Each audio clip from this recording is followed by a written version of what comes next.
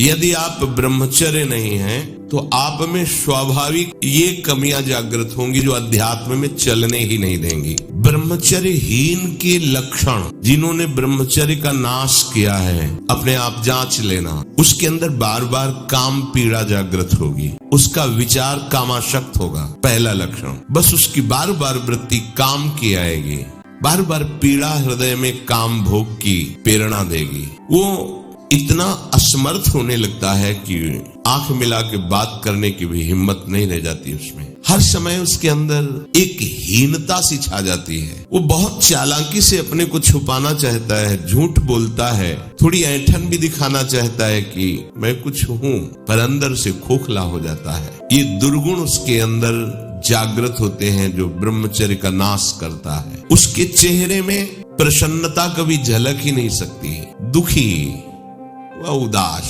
जो ब्रह्मचर्य का नाश करता है। देखने से इस बदसूरत नजर आने लगेगा, चाहे जितना गोरा हो, चाहे जितना ऊपर से चिकनाहट लगाए हो, लेकिन उसके कपोल और नेत्र बदसूरत। चिकनाहट से मतलब नहीं है, एक आकर्षण होता है भागवती, वो उसमें नहीं होगा। स्वभाव बड़ा ही रुक्ष होगा, कड़ुआ होगा, बहुत ही हल्के स्वभाव का आदमी होगा। विश्वसनीय तो हो ही नहीं सकता, कामी पुरुष विश्वसनीय नहीं होता, वो कभी भी बदल सकता है। उसमें क्षमता नहीं है एक बात पर टिके रहने की। वो कसम खाए तो भी बहुत शीघ्र अपनी कसम तोड़ देगा। स्वभाव में कभी उसकी प्रसन्नता नहीं होगी, स्वभाव उसका चिड़चिड़ा बन जाएगा। रूखा होने के कारण नाक में गुस्सा रखी रहेगी, जरा सी बात में वो बहुत क्रोधित हो जाना, अपनी खोपड़ी फोड़ने लगना, दूसरों की फोड़ने लगना, अपने थप्पड़ मारने, मतलब एक जैसे कोई विक्षिप्त आदमी, पागल आदमी, ऐसी उसकी चेष्टा होने, चीख चीख के बोलना, माथा पटकने लगना, ये लक्षण है ब्रह्मचर्य का नाश करने वाले। वो जीता तो है पर मुर्दे की तरह निस्तेज,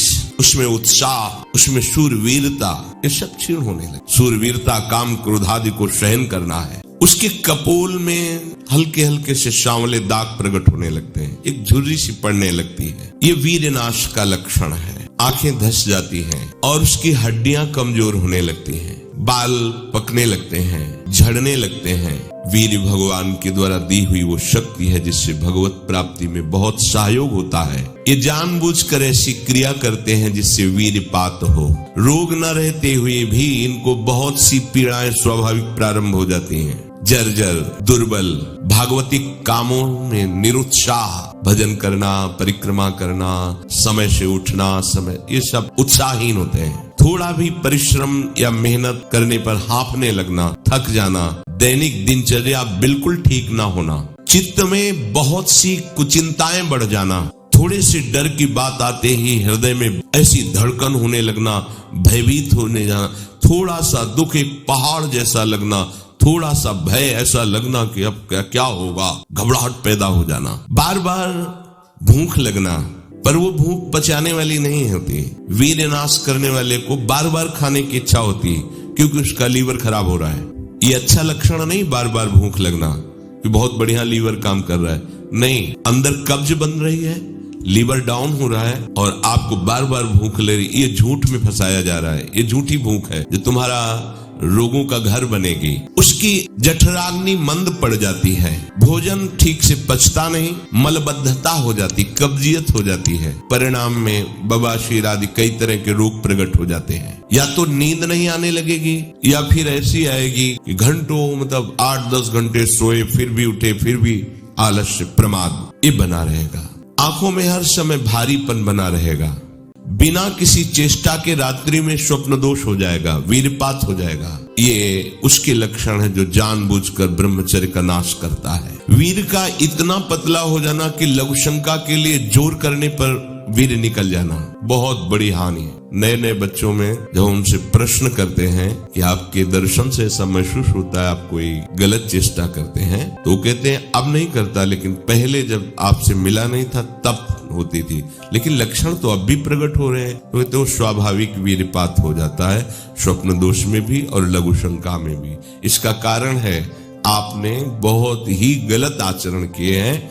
ये जो हस्त मैथुन आदि क्रियाएं हैं, इनके द्वारा पूरा का पूरा आपका जीवन नष्ट हो जाता है। इसे खिलवाड़ मत समझो। चाहे गृहस्थी में भी जाना हो तो खिलवाड़ मत करो। आप गृहस्थी लायक नहीं रह जाएंगे।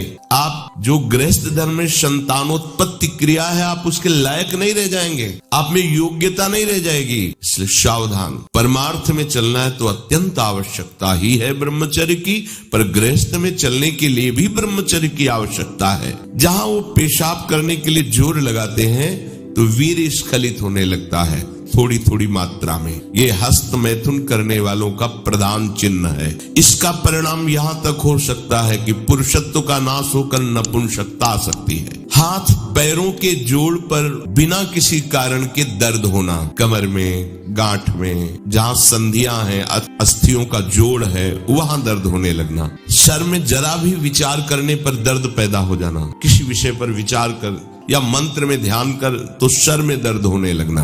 हाथ पैरों में शिथिलता आने लगना। दिमाग में एक सनसनी पैदा हो जाना। कानों से शाय शाय शब्द सुनाई देने लगना। नाटक, उपन्यास और गंदी बातें, अश्लील चित्र देखने में बड़ी रुचि हो जाना। सावधान होकर श्रवण करें। भगवत मार्ग के उपासक हैं। कुछ उपासकों में जो बाहर अनुशासनहीन होकर के रह रहे हैं और उनके पास स्मार्ट मोबाइल क्या कहते हैं वो है, तो वो लोग कभी ऐसी गलती ना करें। सर्च करके ऐसे दृश्य ना देखें, नहीं तो तुम्हारा ऐसा नाश होगा कि तुम इस बात को किसी भी साधन से पूर्ण नहीं कर पाओगे। एक बार मछली की क्रीड़ा देखने पर शौभरी जैसे महात्मा कामाशक्त हो जाते हैं। एक बार वैश्या के साथ ऐसा कृत्य देख करके अजामिल जैसा संयमी ब्राह्मण भ्रष्ट वैश्यागामी बन सकता है। और आप देश विदेश की ऐसी गंदी फिल्में, गंदी बातें देखकर आप अपने को संयमी रख सकते हैं? क्यों आप अपना नाश कर रहे हैं? क्यों आप अपने शत्रु बन रहे हैं? उपासक समझता है कि कोई जानता नहीं है,